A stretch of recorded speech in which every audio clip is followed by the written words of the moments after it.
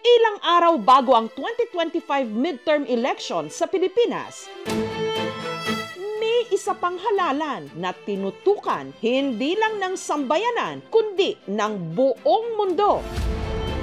Ang mahahalal kasi rito ang siyang tatayong lider ng mahigit 80 million na mga Katoliko sa Pilipinas at 1.4 billion sa buong mundo. Ito ang Papal Conclave.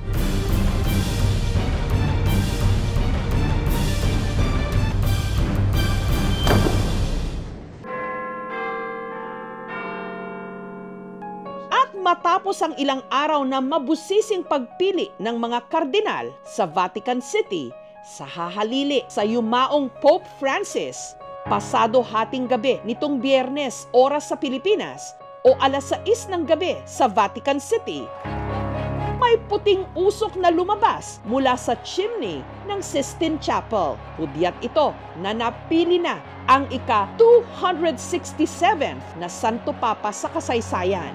We have a Pope Father! Habemus Papam!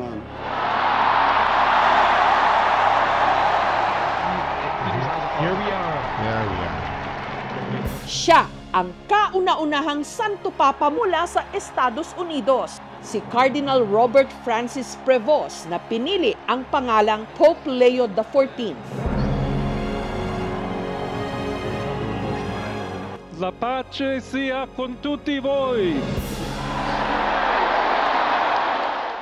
Ang paghalal sa pinakabagong lider ng simbahang Katolika inabot ng 2 araw. Buongiorno! Magandang araw po mula rito sa loob ng Vatican sa Italy. Ito po ang araw na pinakahinihintay ng buong mundo, May 7, ang pagsisimula po ng conclave o kung tawagin po ng mga Italiano ay conclave. Ang paghalal ng mga kardinal sa bagong Santo Papa ginanap sa loob ng makasaysayang Sistine Chapel. Sa likod po ng napakahabang pader na yan ng Sistine Chapel dito sa Vatican, dyan po nakalagak ang priceless treasures, mga obra ng sining, mga artwork ng Vatican.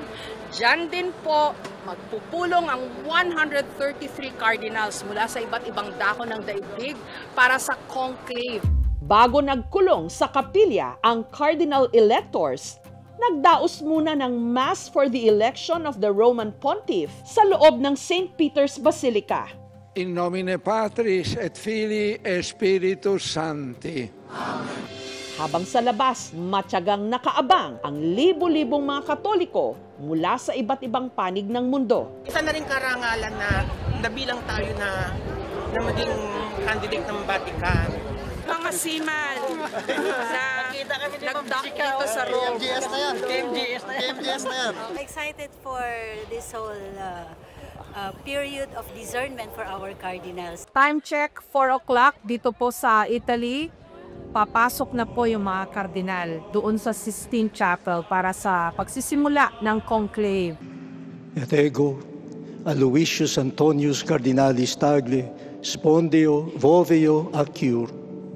Sic me Deus adjuvet. So, nandito po ako sa Vatican Press Office kung saan po nakamonitor ang world media sa nangyayari po sa conclave by way of a big screen monitor. Hindi po kasi open sa coverage ng mga reporter.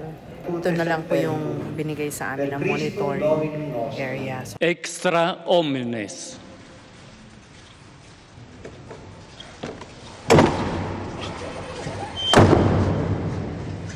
Bago po nangyari itong conclave, napakarami pong speculations kung ano ba ang magiging takbo ng botohan ng mga kardinal. So, we don't know how things will go. Tinitingnan din ho ay kung ano ang paninindigan nitong mga papabilis. Ina-examine po yung kanilang track record, ano yung mga naging position nila on certain divisive issues within the church.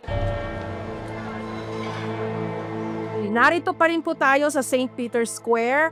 Inaabangan kung ano ba yung lalabas na usok mula ho doon sa chimney ng Sistine Chapel. Usually, it could be anywhere between 2 to 3 days daw, based on the nangyari po dun sa nakaraang dalawang conclave that elected Pope Benedict and Pope Francis. On the second day, merong lumabas na usok na white. Around 7 o'clock Rome time, 1 a.m. po dyan sa Manila, ay baka merong usok na lalabas sa chimney. But we're not really optimistic na puti yung lalabas na usok. Baka black kasi may botohan pa ko na 4 na beses bukas. Naabangan ko yung kung may mailig ba na Pope. At least yung unang blessing, people blessing niya sa Pope, nandito ako.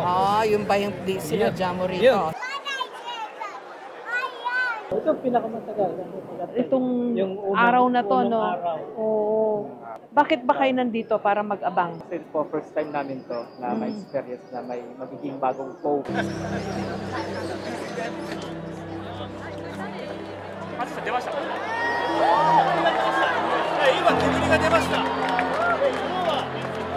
Medyo umingay po tong square kasi may lumabas na usok. Ayun, itim nga. So wala pa pong Santo Papa. Alas 9 po ng gabi, May 7, dito sa St. Peter's Square. At meron na hong lumabas, finally. Pero itim. Ibig sabihin po niyan, wala pa hong Santo Papa na bago.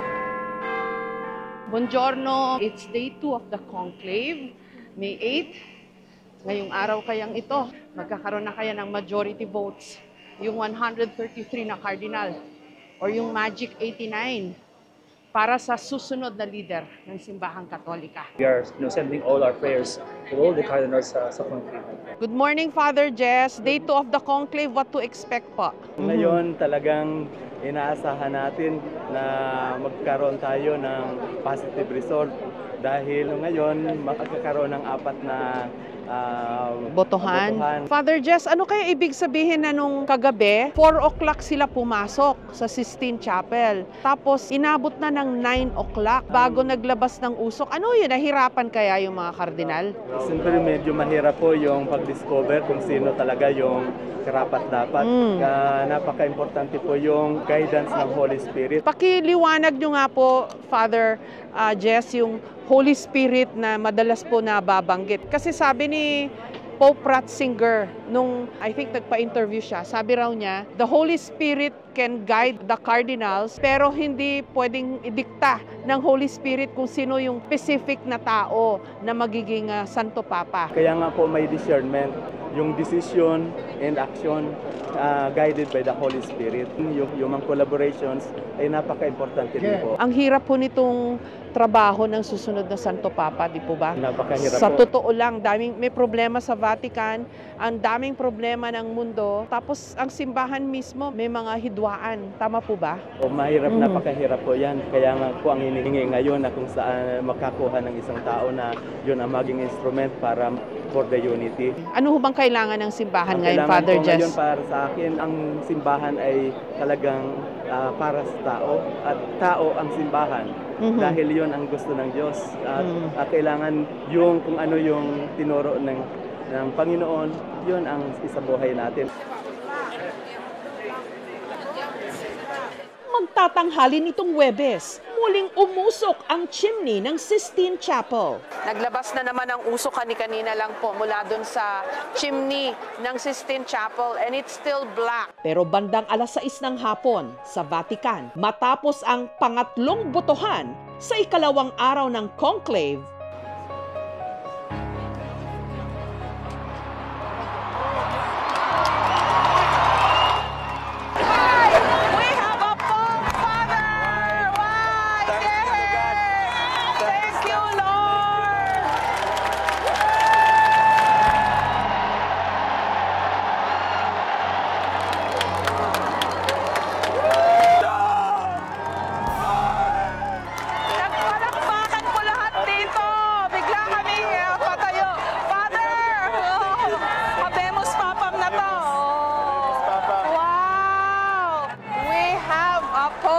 nakapag-decide na po yung mga kardinal.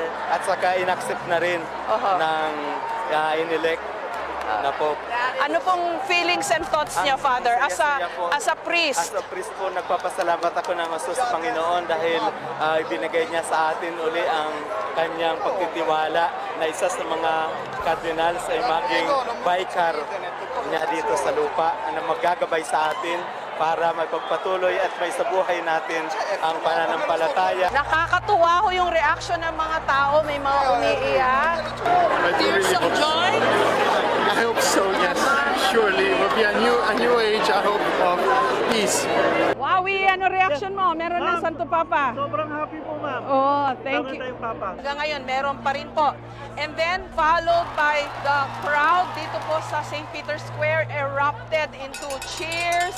May mga lumundag, may naiyak, may nagyakapan. Lahat natuwa kasi finally, meron ng napiling Santo Papa.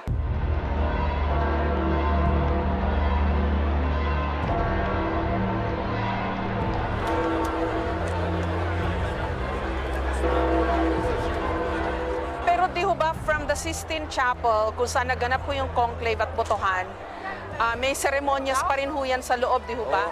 Ano nga ho yun? Sa rites, paano po? pupunta muna siya sa Chapel of Tears kasi doon din yung magninilay-nilay siya at doon din iano sa kanya yung damit. Tapos niyan, papasok siya dito sa St. Peter para doon sa Seat of Peter.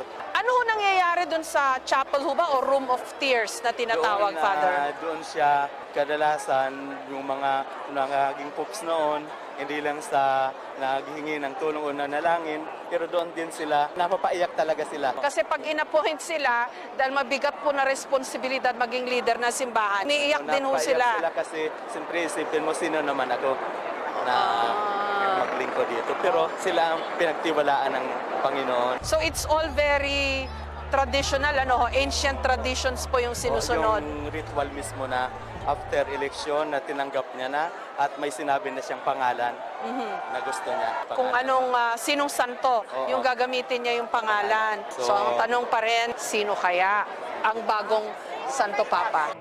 Ilang sandali pa, magaganap na ang pinaka-inabangan ng lahat. Ayan na. Yung balcony. Okay, ayan na po. Father, nakikita niyo? Nagbubukas na po yung balkonahe ng Basilica. Ang una hong lumalabas, cross, Father. Mula sa balkonahe ng St. Peter's Basilica, inanunsyo ni Cardinal Dominic Mamberti ang pinakahinihintay ng buong mundo. Habemus Papam.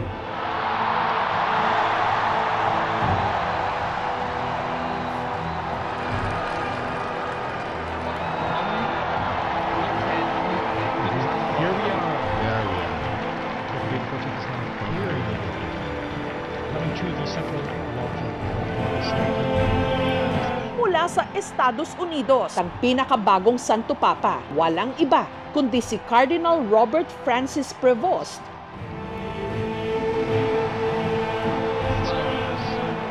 Ang napili niyang pangalan, Leo XIV.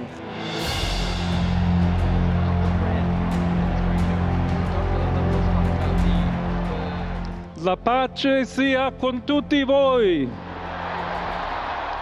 So the new Pope is speaking. So siya po yan, nagsasalita. Siamo tutti nelle mani di Dio. Aiutateci anche voi, poi gli uni gli altri, a costruire i ponti. Un solo popolo, sempre in pace. Anong sabi niya, Father? Ini-invoke niya yung peace all over the world. Grazie a Papa Francesco. Kasi hindi niya pinattern under a saint. Pinattern niya up to the Pope, Leo XIII. Si Leo XIII kasi isang milestone sa kasaysayan ng simbahan. Magulo nung panahon yun. Lalo na higdwaan ng mga komunista at ng kapitalista. But what's important is may bago ng leader ang simbahan. At sinabi niya ngayon, mga words na nagbigay sa atin ng consolation dahil yun ang future ng simbahan na maging bridge of peace at yung maging para sa mga tao talaga. Si Cardinal Prevost o Pope Leo XIV ang pinakaunang Santo Papa mula sa Estados Unidos. Ipinanganak siya sa Chicago taong 1955. 20 years siya sa Peru at meron siya sa diocese na hinawakan doon at naging parish president siya. Siya rin ang unang Augustinian Pope o yung nagmula sa Order of St. Augustine. Nung naging pare taong 1982, naging aktibo sa mga misyon sa iba't ibang panig ng mundo. At alam nyo ba na ang bagong Santo Papa makailang ulit na palang nakapunta ng Pilipinas? Taong 2002 nung unang beses siyang dumalaw sa kauna-unahang Augustinian University sa Asia, ang University of San Agustin sa Iloilo. He took the opportunity of visiting the community. Kung titignan mo siya, akala mo because of his posture, akala mo stricto, pero very much approachable, very kind, Santo Papa. Isang buwan bago ang conclave, nakasama pa raw ni Father Jonas sa Roma, ang nooy cardinal pa lang na si Prevost. And we had a little chit-chat, parting words like, ciao, ang marinig mo, then arrivederci, which means to meet again, giving me hope to meet him once again. Not knowing na kung makikita muli, Santo Papa na siya. Taong 2004 naman, nung bumisita siya sa Talisay City sa Cebu para pangunahan ang pagbasbas ng Santo Niño de Cebu Parish Friary. Isa sa mga nakasama niya noon, si Father Berdon. Isa ako sa mga 5 assistant general niya. Siya isang tao na simple lang, pero marunong makihalubilo sa mga kasamahan niya.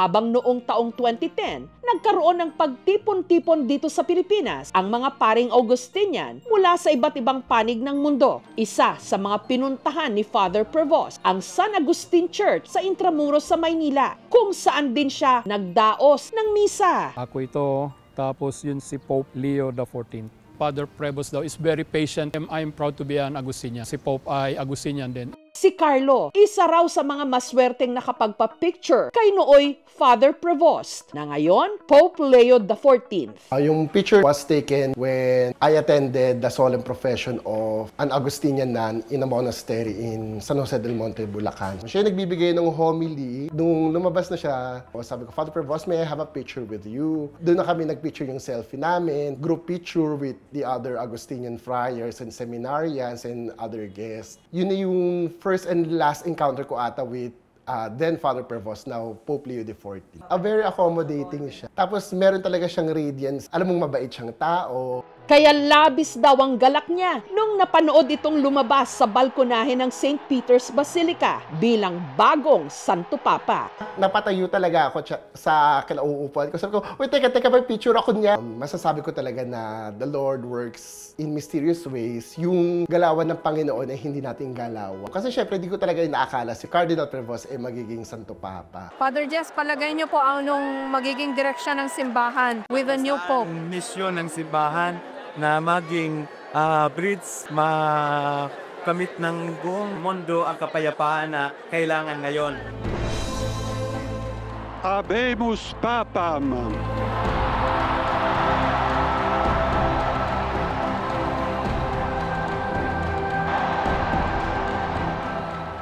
Ayan, Habemus Papa, meron na po tayong bagong Santo Papa. Bagong leader ang simbahang Katolika, Vicar of Christ, and head of all of the Catholics all over the world. 1.4 billion Catholics all over the world. Ang pagiging Santo Papa, hindi lang tungkulin, hindi lang posisyon, kundi napakalaking tungkulin at responsibilidad. Isang sakripisyong walang kapalit, isang tahimik ngunit banal na pakikibaka para sa pananampalataya, pag-asa at pag-ibig. Kaya sama-sama tayong manalangin. Para kay Pope Leo XIV, ang bagong pastol ng simbahang Katolika. Anch'io vorrei che questo saluto di pace entrasse nel vostro cuore, a tutti i popoli, a tutta la terra. La pace sia con tutti voi!